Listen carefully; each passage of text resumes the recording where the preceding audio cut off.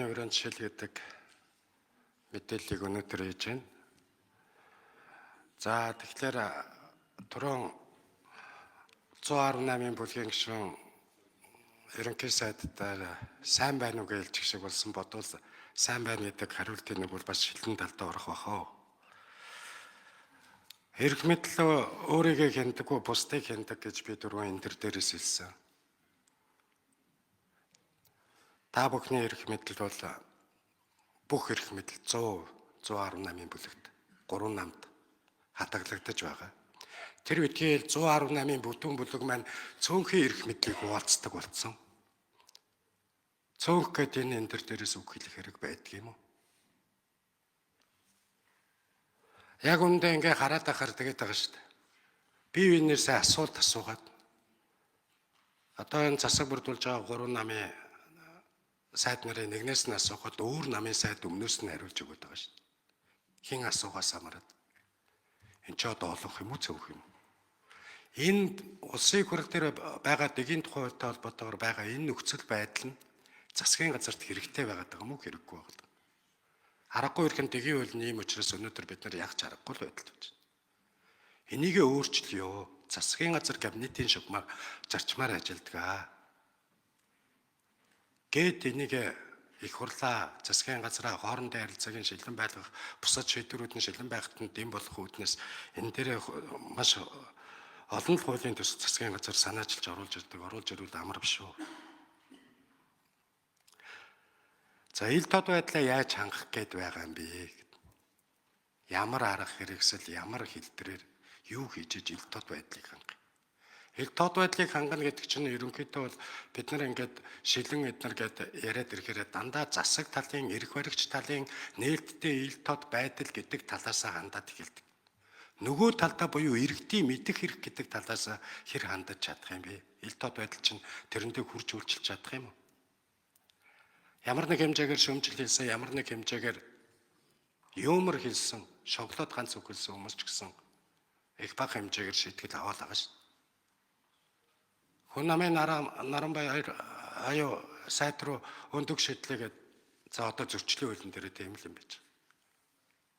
Тэгээд 7 хоног баривчлагдчихлаа. Шүүх бол тэр чинь арга байхгүй шүү. Хуулийн дээр нь тийм л бичээтэй байгаа юм чинь. Тэрийг л хэрэглэнэ. Өнөөдөр бид нарын дэгийн хуулийн дагуу аргагүй ирхэн тийм нэг хэмээл байж байна. Ерөнхий сайдаар шүүмжилж асуулт асуунгуудаа өөрийнхөө намын үнээс хариулт авдаг ийм зүйл байж болох юм. Энийг өөрчлөхгүй юм.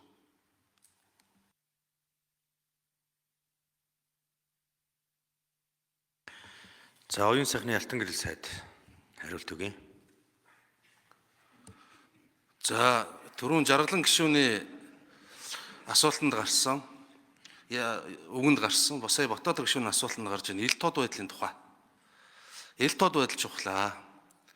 За түрүүний дээр төрийн болон албаны нууцын тухай хуулийн талаар бас Жаргалан гишүү ярьж байна. Энэ албаны нууц гэдэг ангилд оруулаад хаалттай худалдаа авалт хийдэг, энчэнээсээ хөрөнгө мөнгө завшдаг ийм зүүс явдлууд зөндөө гарсан. Хүний эрхийн багц хуулиудыг засгийн газраас өргөн барьж байгаа. Энэ хуулиуд дотор төрийн болон албаны нууцын тухай хуулинд өөрчлөлт оруулъя. Албаны нууцанд өөрсдийнхөө хууль бус үйлдэлийг далдлах зорилгоор албаны нууцад хамаарахгүй байх гэсэн энэ харилцааг оруулж байгаа. Дээрээс нь ил тод байдал бол энэ авилгатай салшгүй холбоотой яригддаг зүйл. Үнэхээр сүүлийн жилүүдэд Монгол улсын авилгын нөхцөл байдалд ортож байгаа. Тэгэхдээ хамтарсан засгийн газраас авилгын эсрэг багц хуулийн төслүүдийг өргөн мэдүүлэх гэж байгаа. Эхний танилцуулга нь засгийн газарт хийгдсэн. Засгийн газар дээр.